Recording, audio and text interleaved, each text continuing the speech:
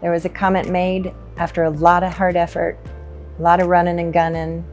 A company that we grew 1,500% year over year, became Inc. 500's fastest growing company in America. And when somebody came up to us who was of authority, of big power, and literally said to me, I don't know how you guys did it. It's so unbelievable. It's unbreakable. You guys have a cult-like following. And I smiled. I just knew at that moment that we had taken a smaller brand and blew it up to the point of recognition. I'm Trudy Jacobson, and we are Great American Women.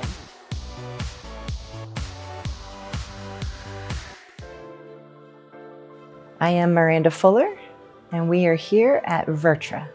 Virtra is the innovative company that creates judgmental use of force and firearms simulators that helps the public safety and military markets. I started off as a serial entrepreneur. My life was interesting, being an Air Force brat and traveling around the world, and every 3 years you kind of have to reinvent yourself. And I get into college and have a business professor who has us write a business plan, and he said mine was good enough to go for it. And so I had to go to a bunch of banks and hear no a lot until one bank at age 21 said they'll fund my idea. And that was the beginning of my businesses. It was a tanning salon at the beach, which sounds a little interesting. And the reason for it is I had been sunburned severely many times as a kid. And at the time, way back when, tanning beds were just coming out, and they were the safer alternative to have slower doses and less doses of UVA and B that you would get outside. So I kind of took my soapbox and turned it into a business, and it was very successful. So we grew up to 3,000 clients. I had one of the healthiest male and female ratio client base in the tanning industry. And we grew triple numbers some years. And interesting enough, this is going to date me, but when the world was crashing during 9/11 and the industries were down and people were losing their houses and people were fearful, there's two industries that skyrocketed. If you look back, it was the lipstick industry and the tanning industry. And we grew almost 1,600% one year. And the reason we all believe, and studies have shown, is that during time of chaos and dismay, people just wanted to, women in particular, just wanted to feel good for a minute and put on their favorite lipstick and maybe go to the tanning salon and take a time out for 10 minutes and feel warm in the incubator, get a little color, and then go back on with their day. So I kept my salon for a while, about 5 years, and then I sold it, and I ended up buying it back before later reselling it. But during those beautiful 10 years, I ended up opening a florist next door. And that was interesting. I knew nothing about flowers, but I quickly learned. I just knew that that area needed a florist in a new zip code, and that's kind of how that industry works, so I just did it. Then I met a great gentleman, and we partnered up, and we had one of the first dating shows where it was dating on TV and the internet. And it was quite innovative back then, even though it was on local TV. It was a fun project. We had a couple seasons. Then I ventured into real estate. It was booming then. And then that led me to meet a woman, and we came up with a real estate TV show. So that helped, get more real estate gigs, because everybody wanted to be on the TV show and have their house and condo featured, so that was fun. So then, still juggling TV and real estate, my husband and father really wanted a restaurant. So we gathered old family recipes, and I opened them a restaurant. And I ended up having to work there too and help run it, of course. But it was their idea, and they wanted to make it happen. And it was a fun little quaint restaurant in a needy little area. And it would have been amazing had the 2008-2009 crash not happened. And of course, real estate crashed, restaurants crashed, tourism crashed. And became a hard time. I think my biggest challenge of my life was when I had all my companies and the economy crashed and I lost everything and I had to start over. Not only did I have to start over, my family, had to start over and figure it out, but I didn't have very many options. Nobody had a lot of options. And the biggest challenge was having to leave my community of Myrtle Beach that I was raised in, leave my hometown, leave my friends, leave all my businesses, and pick up and move to a new state and start all over. That was probably the hardest time of my life. Hey everybody, it's Trudy Jacobson. Thank you for watching Great American Women. And thank you to the great ladies who have participated in this series. Now I'll let you get back to the show. When I quit being a serial entrepreneur, I had to take a deep dive into what I loved the most. What was I going to be great at? I didn't and couldn't own another company at that moment.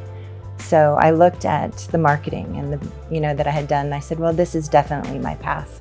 The businesses, the products, the services, the people that I could market, that would be my love and passion. So I ended up going into the marketing industry, and I was able to tell the story of lawyers, athletes, professionals, businesses, great products, and great inventors. And the mission of some of these products and where I'm at today is what gets me up every day, and I do what I do.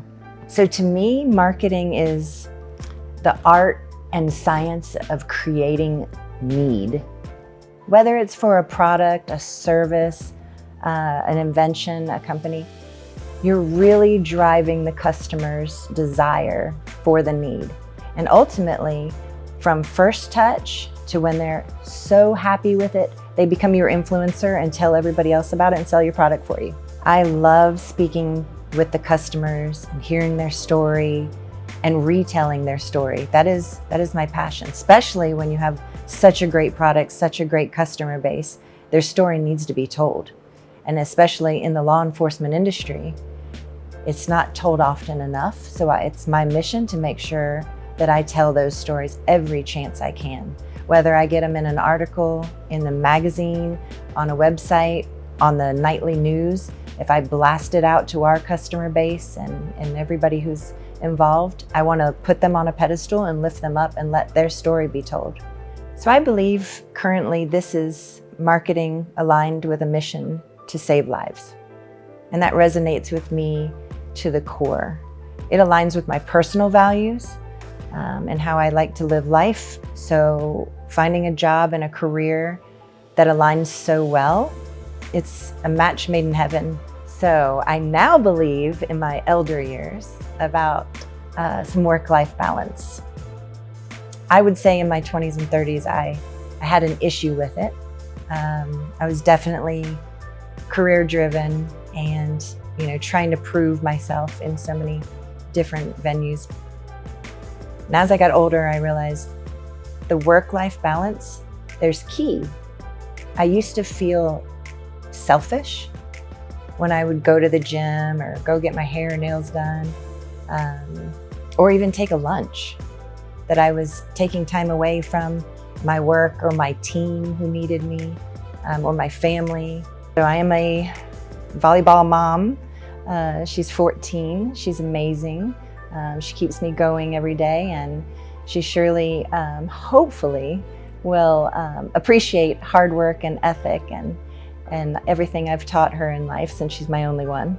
I would give some advice about the perseverance, the hiccups, the hurdles, but also to really learn as much as you can from people around you. Read as many books as you can. Find a mentor who's good to you, who will teach you. People that inspire you, keep them around you. People who lift you up. And that will help you go through anything in life, not just creating a business or your career. But that's the key. Besides the passion, You have to love what you're selling. You have to love what you're doing. And you spend so many hours of so many, days and weeks of your life working. If you don't love the product and the people you're working with and the customers you're doing it for, how can you feel fulfilled at the end of the day? How can you go home to your family and feel accomplished if you didn't love what you were doing each day? I think another tip or advice would be never to take failure personally. Learn from it. Fail fast and forward, and keep on going.